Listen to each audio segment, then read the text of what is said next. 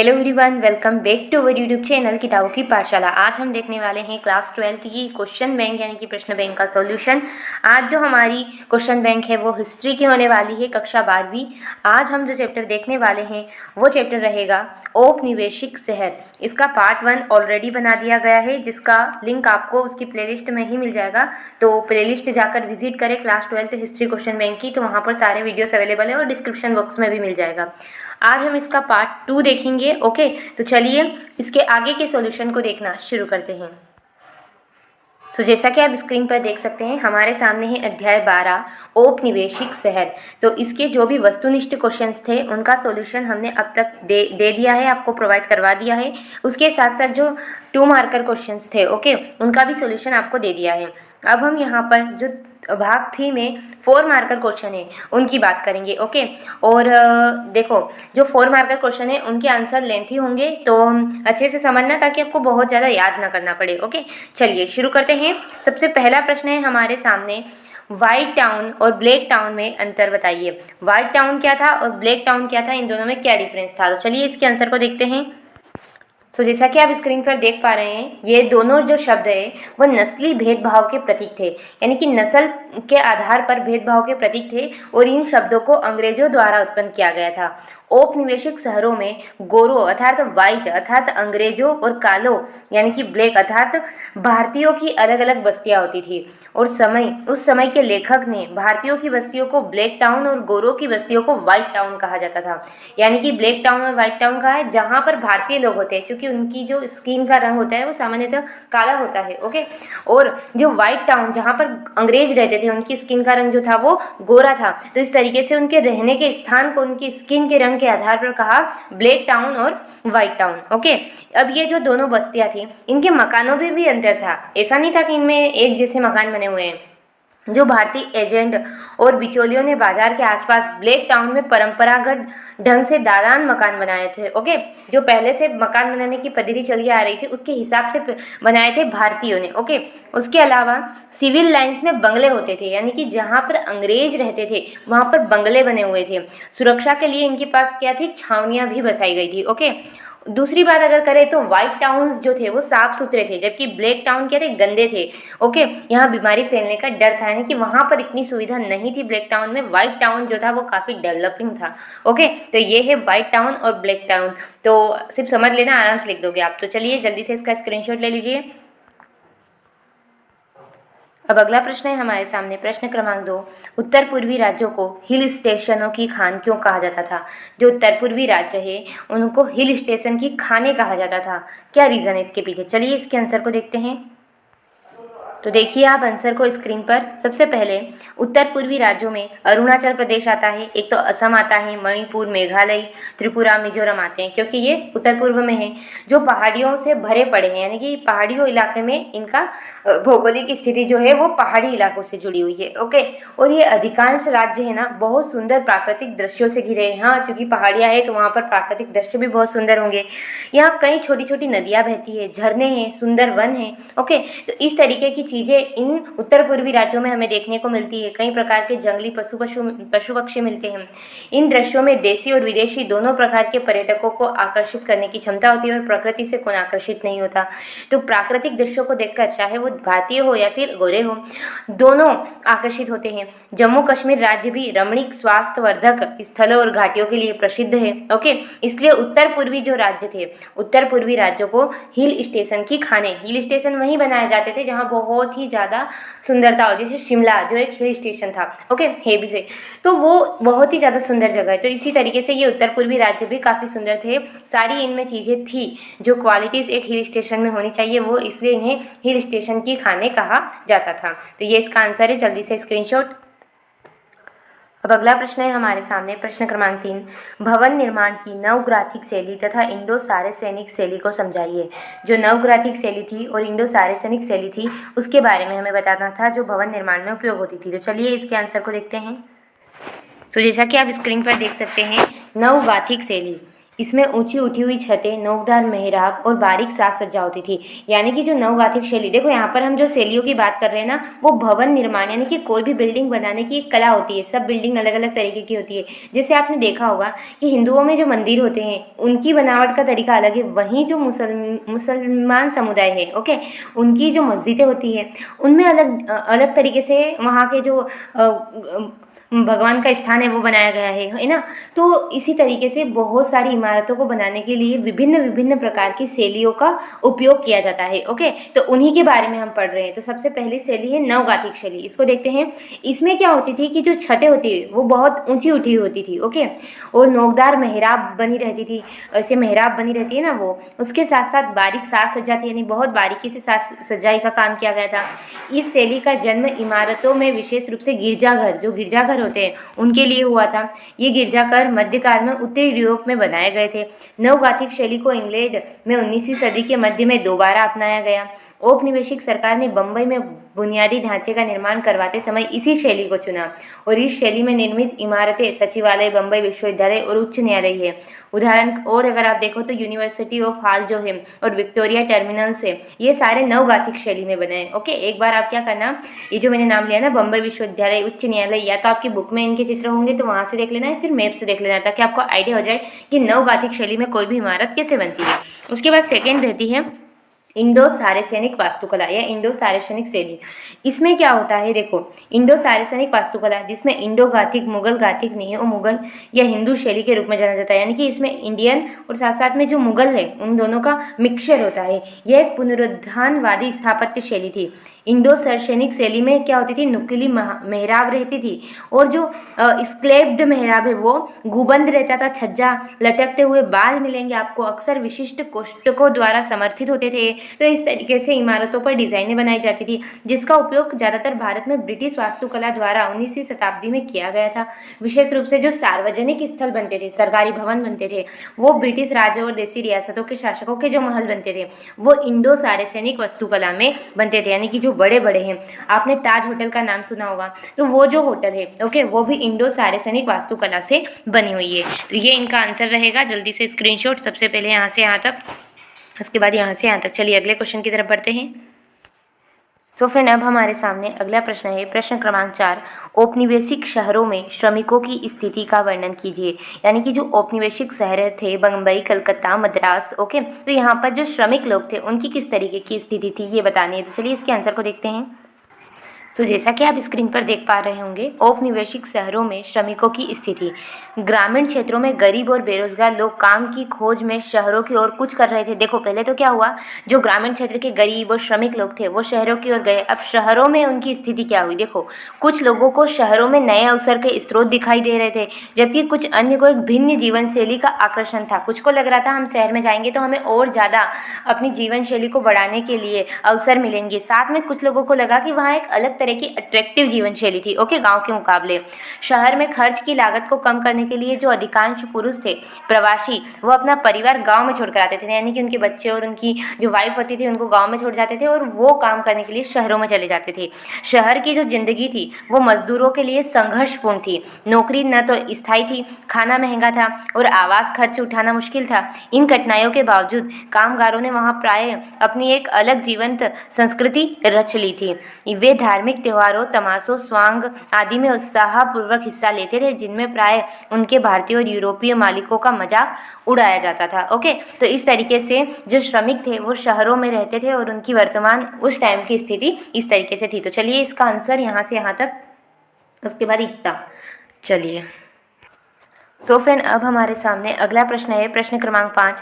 औपनिवेशिक सरकार ने मानचित्रों को उपयोगी क्यों बताया। जो औपनिवेशिक सरकार थी यानी कि अंग्रेज थे, वो मानचित्र जो मैप होते थे उनको काफ़ी उपयोगी बताते थे और उनका इस्तेमाल भी करते थे। तो किस प्रकार से उपयोग करते थे और क्यों उपयोगी बताया, ये हमें बताना है। तो चलिए इसके आंसर को देखते हैं। देखिए स्क्रीन पर आंसर। देखो, सर्वेक्षण पद्धति और वैज्ञानिक औजारों के विकास तथा ब्रिटिश सरकार की आवश्यकताओं ने मानचित्र को बड़ी सावधानी के साथ तैयार करने पर बल दिया। यानी कि ब्रिटिश सरकार ने मानचित्रों को तैयार करवाने के लिए काफ़ी ध्यान दिया, उन पर काफ़ी जोर दिया। इसीलिए उन्होंने सर्वे ऑफ इंडिया यानी कि भारतीय सर्वेक्षण द्वारा अनेक नक्शे बनाए गए और इसका गठन 1878 ईस्वी में हुआ। उस समय तैयार किए गए नक्शों से हमें पर्याप्त जानकारी मिलती है। इससे तो हमें ये समझ में आया कि ब्रिटिश सरकार जो थी वो नक्शे बनवाना चाहती थी और इसीलिए उन्होंने सर्वे ऑफ इंडिया का गठन किया 1878 ईस्वी में। ओके, लेकिन वो क्यों बनवाना चाहती थी, अब हमें ये समझना है। देखो, प्रारंभिक वर्षों से ही औपनिवेशिक सरकार ने मानचित्र तैयार करने का खास ध्यान दिया। सरकार का मानना था कि किसी जगह की बनावट, भूदृश्य को समझने के लिए नक्शे क्या होते हैं, बहुत ज़रूरी होते हैं और इस जानकारी के सहारे वे इलाके पर ज़्यादा बेहतर नियंत्रण कायम कर सकते हैं। तो क्यों बनवाना चाहते थे, क्योंकि उनके मतलब जो उनका पॉइंट ऑफ व्यू था उसके अनुसार किसी भी जगह की बनावट और उस भूदृश्य को समझने के लिए जो मैप होते हैं वो बहुत इंपॉर्टेंट होते हैं। ओके, उसके बाद अब किस प्रकार उन्होंने इन मानचित्रों का उपयोग किया वो देखेंगे। देखो, जब शहर बढ़ने लगे तो न केवल उनके विकास की योजना तैयार करने के लिए बल्कि व्यवसाय को विकसित करने और अपनी सत्ता मजबूत करने के लिए भी नक्शे बनाए जाने लगे। शहरों के नक्शे से हमें उस स्थान पर पहाड़ियाँ, नदियाँ व हरियाली का पता चलता है। ये सारी चीज़ें रक्षा संबंधित उद्देश्यों के लिए योजना तैयार करने में बहुत काम आती है। इसके अलावा घाटों की जगह, मकानों की सघनता, गुणवत्ता तथा सड़कों की स्थिति आदि के इलाके की व्यावसायिक संभावनाओं का पता लगाने और कराधान जो टैक्स व्यवस्था थी उसकी रणनीति बनाने के लिए भी नक्शों का वो प्रयोग करते थे। तो इस तरीके से आपको समझ में आया होगा कि नक्शे क्यों और किस प्रकार उनका इस्तेमाल किया गया। तो ये इसका आंसर है, यहाँ से यहाँ तक का स्क्रीनशॉट, उसके बाद यहाँ से यहाँ तक का। चलिए आगे बढ़ते हैं। अब हमारे सामने प्रश्न क्रमांक 6 है, औपनिवेशिक शासन का भारतीय सामाजिक जीवन पर क्या प्रभाव पड़ा। यानी कि जो औपनिवेशिक सरकार आई थी, शासन आई थी, उसका भारतीय जीवन पर कितना इफेक्ट हुआ, क्या इफेक्ट हुआ, ये हमें बताना है। तो चलिए इसके आंसर को देखते हैं। तो जैसा कि आप स्क्रीन पर देख पा रहे हैं, नए शहरों में सामाजिक जीवन। देखो, साधारणतः भारतीय आबादी के लिए जो नए शहर थे वो दांतों तले उंगली दबा देने का अनुभव थे। कैसे? जो भारतीय समाज था वो बिल्कुल सादा जीवन व्यतीत करता था, लेकिन जैसे ही औपनिवेशिक शासन आया, औपनिवेशिक सरकार आई, उन्होंने शहरों की हालत को बदल दिया और इस तरीके से चेंज किया कि जो भारतीय थे वो दांतों तले उंगली दबा देने लगे। जहाँ जिंदगी हमेशा दौड़ती भागती सी दिखाई देने लगी। पहले क्या था, बिल्कुल साधारण से धीमे धीमे जीवन चल रहा था, लेकिन औपनिवेशिक शासन के आने बाद शहरों में जो जीवन था वो दौड़ता भागता शुरू हो गया।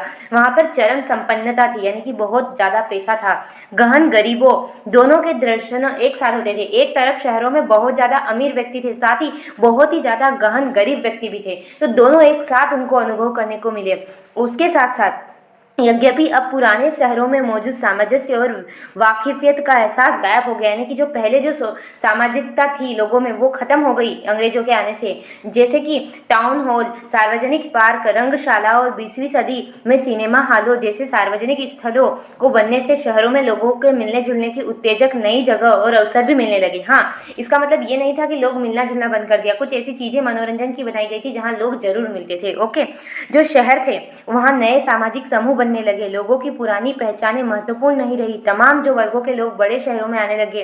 कल्क, शिक्षक, वकील, डॉक्टर, इंजीनियर, अकाउंटेंट्स की मांगे भी बढ़ती जा रही थी। नतीजा क्या हुआ, मध्यम वर्ग बढ़ता गया। ओके, उसके अलावा उनके पास स्कूल, कॉलेज, लाइब्रेरी जैसे नए शिक्षा संस्थानों तक अच्छी पहुंच थी। शिक्षित होने के नाते समाज व सरकार के बारे में अखबारों, पत्रिकाओं और सार्वजनिक समाजों में अपनी सभाओं में अपनी राय भी व्यक्त करने लगे लोग। ओके, बहस और चर्चा का एक नया सार्वजनिक दायरा पैदा हुआ। सामाजिक रीति रिवाज, कायदे कानून, तौर तरीकों पर सवाल उठने लगे। तो इस तरीके से नए शहरों में जो सामाजिक जीवन था वो पूर्णतः बदल गया। तो ये इसका आंसर है। जल्दी से स्क्रीनशॉट यहाँ से यहाँ तक, उसके बाद यहाँ से यहाँ तक। चलिए अगले क्वेश्चन की तरफ बढ़ते हैं। तो अब है हमारे सामने प्रश्न क्रमांक 7, विनोदिनी दासी कौन थी, उन्होंने औपनिवेशिक शहरों में औरतों की स्थिति को किस प्रकार उजागर किया। विनोदिनी दासी जो थी वो कौन थी और उन्होंने कैसे महिलाओं की स्थिति का लोगों के सामने रखी। चलिए इसके आंसर को देखते हैं। तो आप आंसर को स्क्रीन पर देख पा रहे होंगे। विनोदिनी दासी जो थी वो बंगाली रंगमंच में 19वीं सदी के आखिर और 20वीं सदी के शुरुआती दशकों में जानी मानी हस्ती थी। जो बंगाली रंगमंच था यानी कि नाटक कलाकार थी वो, और उसके साथ साथ जो निर्देशक गिरीश चंद्र घोष थे उनके साथ भी उन्होंने काम किया था। ओके, और ये जो थे ये स्टार थिएटर कलकत्ता की स्थापना के पीछे उनका जो मुख्य हाथ था। यह थिएटर बाद में कई प्रसिद्ध नाटकों के लिए माना जाता है। यानी कि अगर हम बात करें विनोदिनी दासी की, तो ये क्या थी, एक बहुत बड़ी नाटक कलाकार थी जो बंगाली रंगमंच पर ज़्यादातर दिखाई देती थी। उस टाइम की जानी मानी हस्ती थी। इन्होंने कलकत्ता में जो थिएटर है उसकी स्थापना के पीछे भी इनका मेन रोल था। ओके, उन्होंने कई प्रसिद्ध नाटकों के लिए थिएटर बनवाया था। अब 1910 से 1913 के बीच उन्होंने आमर गाथा, ओके, एक ग्रंथ था आमार गाथा के नाम से, किस्तों में अपनी आत्मकथा लिखी उनके स्वयं के बारे में। और यह एक जबरदस्त व्यक्तित्व वाली महिला थी। उन्होंने समाज में औरतों की समस्याओं को, अब यहाँ तक आपको समझ में आ गया विनोदिनी दासी कौन थी, एक नाटककार थी, बहुत मंझी हुई, साथ में एक बहुत ही अच्छे व्यक्तित्व वाली महिला थी। उसके साथ अब ये समझना है हमें कि उन्होंने औरतों की स्थिति का कैसे समाज में कैसे बताया। तो उन्होंने समाज में औरतों की समस्याओं पर केंद्रित कई भूमिका निभाई। वह अभिनेत्री, संस्था निर्माता और लेखिका कई भूमिकाओं के साथ निभाती थी। यानी कि संस्था निर्माता बनकर, लेखिका बनकर, लिख कर वो लोगों के सामने महिलाओं की स्थिति रखती थी। लेकिन उस समय के पितृसत्तात्मक समाज ने सार्वजनिक दायरे में उनकी उपस्थिति को कभी पसंद नहीं किया। यानी कि जो लोग थे वो ये चीज़ कभी पसंद नहीं करते थे कि ये महिला नाटकों द्वारा, लिखकर, अभिनय द्वारा महिलाओं की स्थिति को उजागर कर रही है। ओके, तो ये इसका आंसर है। जल्दी से इसका स्क्रीनशॉट। चलिए बढ़ते हैं अगले क्वेश्चन की तरफ। सो फ्रेंड, अभी हमारे सामने प्रश्न क्रमांक 8, कस्बों और गांव के बीच पृथकता का वर्णन कीजिए। जो कस्बे थे और गांव थे उनमें क्या डिफरेंस आ गया था। चलिए इसके आंसर को देखते हैं। जैसा कि आप स्क्रीन पर देख सकते हैं, कस्बों को सामान्यतः ग्रामीण इलाकों के विपरीत परिभाषित किया जाता था। यानी कि एक तो ग्रामीण इलाके होते थे और उसके विपरीत कस्बे होते थे। ओके, ये विशिष्ट प्रकार की आर्थिक गतिविधियों और संस्कृतियों के प्रतिनिधि बनकर उभर रहे लोग ग्रामीण अंचलों में खेती, जंगलों में संग्रहण या पशुपालन के द्वारा जीवन निर्वाह करते थे। यानी कि जो कस्बे थे वहाँ पर विभिन्न प्रकार की आर्थिक गतिविधियाँ और संस्कृति के प्रतिनिधित्व वहाँ पर उभर रहे थे, जबकि जो ग्रामीण अंचल थे वहाँ पर खेती होती थी, पशुपालन का काम लोग करते थे। इसके विपरीत कस्बों जो थे, कस्बों में शिल्पकार लोग रहते थे, बड़े बड़े व्यापारी लोग रहते थे, प्रशासक रहते थे, साथ में जो शासक रहते थे वो भी कस्बों में ही रहते थे। और कस्बों का जो ग्रामीण जनता पर प्रभुत्व होता था, यानी कि जो कस्बे के लोग थे, ओके, हम कह सकते हैं शहर, ओके, तो वहाँ के जो लोग थे उनका ग्रामीण जनता पर कहीं ना कहीं प्रभुत्व था।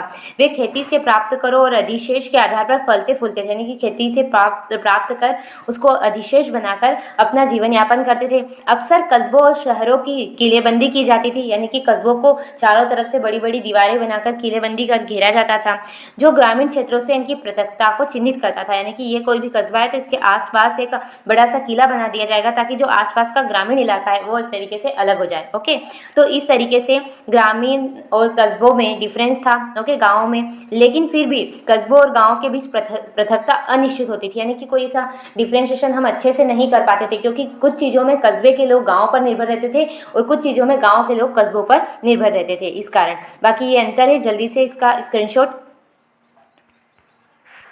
चलिए अब नेक्स्ट क्वेश्चन है हमारे सामने, प्रश्न क्रमांक 9, मुंबई नगर नियोजन तथा भवन निर्माण के मुख्य चरणों की व्याख्या कीजिए। तो देखते हैं मुंबई, जो मुंबई शहर है, उसके नगर नियोजन किस तरीके से हुआ। चलिए देखते हैं इसके आंसर को।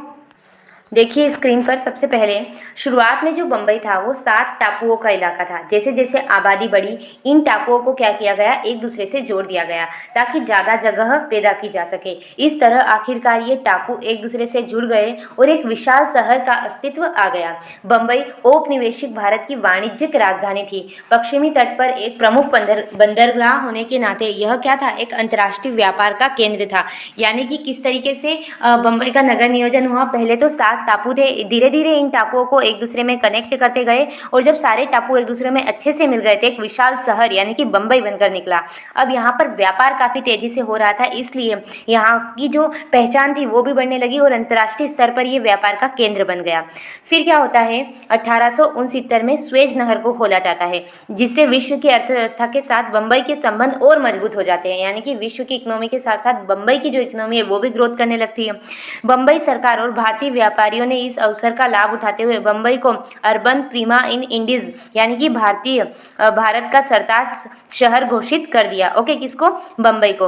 ओके, उसके बाद जैसे जैसे बम्बई की अर्थव्यवस्था फैली, 19वीं सदी के मध्य से रेलवे और जहाजरानी के विस्तार पर प्रशासनिक संरचना विकसित करने की जरूरत भी पैदा होने लगी और उस समय बहुत सारी नई नई इमारतें बम्बई में बनाई गई। इन इमारतों में शासकों की संस्कृति और आत्मविश्वास झलकता था। तो इस तरीके से भवन निर्माण का कार्य हुआ और नगर नियोजन तो 7 टापुओं को मिलाकर धीरे धीरे हुआ और इकोनॉमी ग्रो करने लगी। जैसे जैसे इकोनॉमी ने ग्रो किया, भवन निर्माण होने लगे। तो ये इसका आंसर है। स्क्रीनशॉट यहाँ से यहाँ तक।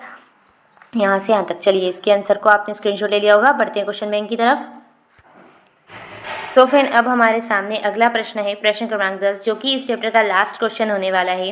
औपनिवेशिक संदर्भ में शहरीकरण के रुझानों को समझने के लिए जनगणना संबंधित आंकड़े किस हद तक उपयोगी थे? समझाइए। आपको पता होगा अंग्रेजों ने क्या किया था, शहरीकरण को समझने के लिए जनगणना की शुरुआत की थी। ओके, जनगणना करवाई थी। तो वो जो जनगणना के आंकड़े थे वो कैसे एक उपयोगी चीज़ थी, ये हमें बताना है। तो चलिए इसके आंसर को देखते हैं। जैसा कि आप स्क्रीन पर देख पा रहे होंगे, औपनिवेशिक संदर्भ में शहरीकरण के रुझानों को समझने के लिए जनगणना संबंधित आंकड़ों का उपयोग। सबसे पहले, यह भारत में शहरीकरण की प्रवृत्ति के अनुसार जन सुविधाएं, आवाम एवं अन्य व्यवस्थाएं करने में क्या थे, सहायक होते थे। ओके, जितनी जनताएं होगी उस हिसाब से उनको सुविधा देने का हमको पता चल जाता था। इनसे बीमारियों से होने वाली जो मृत्यु, उम्र, लिंग, जाति तथा व्यवसाय के बारे में भी हमें जानकारी मिलती थी कि किस उम्र के लोग ज़्यादा है, कौन से लिंग के ज़्यादा है, पुरुष ज़्यादा है या महिला ज़्यादा है, कितने लोगों की मृत्यु हुई है, ये सारी जानकारी हमें मिलती थी। उसके साथ साथ औपनिवेशिक काल के वर्गीकरण, विन्यास आदि का गहन अध्ययन करके उपयुक्त निष्कर्ष लेने के लिए भी जनसंख्या के जो आंकड़े होते थे वो सहायक बनते थे। तत्कालीन जनगणना आयुक्तों की आकलन परिकलन की कमियों को समझकर सही निष्कर्ष तक पहुंचने के लिए भी सहायक होती थी।